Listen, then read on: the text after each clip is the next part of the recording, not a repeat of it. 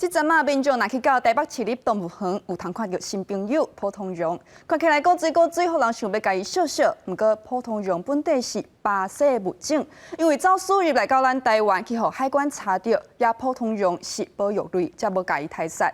通过检验了后，交动物园来照顾。 伫树仔顶爬来爬去的这两只耳边，阁有两撮白色的毛，因叫做普通羊。细细只身躯平均10几公分，尾流阁比身躯较长，是台北动物园新展出来甲民众见面的动物。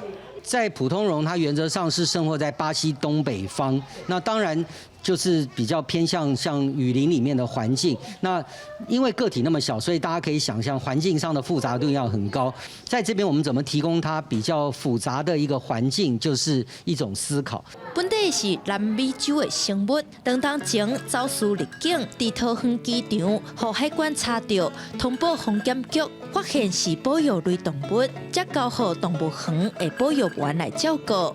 经过3个月养饲，即马才会当健康生甲这么大汉。 很多大家不知道的，这种走私行为或者照养行为，没有经过正常管道，通常都有非常高的风险，夹带传染性疫病。确认这些都没有问题之后，其实在照顾的过程就是一个考验。其实走私外来物种，真侪是流入冲突市场。财政部关部署嘛讲，因为查到的普通羊是保育类动物。 才有通送去动物园。一般若走私外来物种，若是互人掠到，拢会以人道的捕杀来处理。记者陈雅文、许凯台北报道。